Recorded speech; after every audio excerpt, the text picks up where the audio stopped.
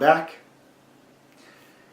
Today's subject, another really important one to begin, and there's going to probably be many videos over time on this subject. Receiving. Do I know how to receive? Do I feel safe to receive? Do I even really know what it is? I have taught thousands of people in many parts of the world, and consistently, if I ask, are you more comfortable giving or receiving? It's shocking how people are typically afraid to receive. And it could not be more important. There are so many things to say about it. I'm just going to introduce a couple of thoughts about it this week so that you can inventory how practiced and willing you have been so far in your life to receive. Now, I don't know who came up with that statement from probably hundreds of years ago that says, "'Tis better to give than to receive." One of the most unhealthy things ever passed on. So let's just start with a simple example. Don't you love when you are able to offer someone something? When you are able to help or encourage or give someone a gift that they just love? Now, if it's better to give than to receive, who the heck am I supposed to be giving to? Somebody who's somehow less important or less it just makes no sense. 'Tis better to give. So the deal is this. I need to receive as much as I need to give, because that's the only way we stay in healthy balance. That's it. It's the only way.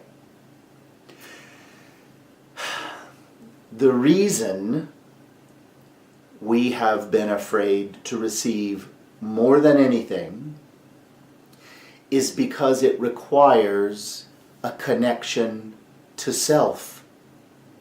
What do I mean? If you go to give me something, I might be able to get it out here, but I have to be willing to connect to my own core of self to actually receive. Do you want to know what one of the least practiced and focused on skills there is on the planet? Teaching others how to connect to themselves. Why? We never learned it when we were little. Why? Because no one knew how to model it or teach it. Because without that acknowledgement teaching us how to trust receiving and being acknowledged when we're little people, we learn to compensate in fear and shame and defense. And we stop the receiving. Not helpful. So what I'd like you to do this week is merely begin to give to yourself. I didn't say receive, did I? It's the same thing. It teaches you the safety of receiving, but that's step number one. Am I willing to give to myself? How am I going to do that? Acknowledging myself, nurturing myself, focusing and paying attention to myself, and, if you're truly courageous, starting to let the things that are around you touch you. I'm surrounded in nature. Am I willing to let it impact me, to connect to me? We'll talk about a lot more clues about this later, but these are 3 ways that you can begin to give to yourself, to nurture, acknowledge, and let life begin to touch you more fully. Tune in each time that you choose to do this, acknowledging for your whole nervous system how safe you are to allow this experience.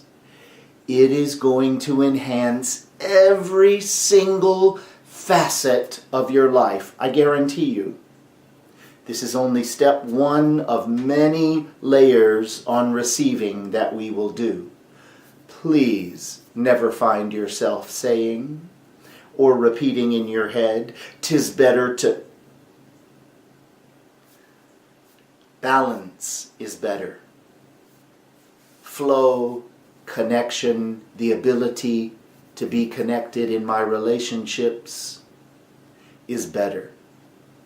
Equal and mutual is better. Could go on and on and on. I won't.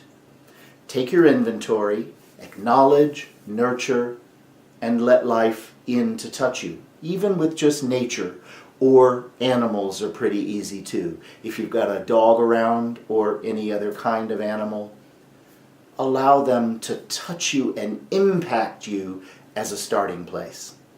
Have a great week, and I will talk to you soon.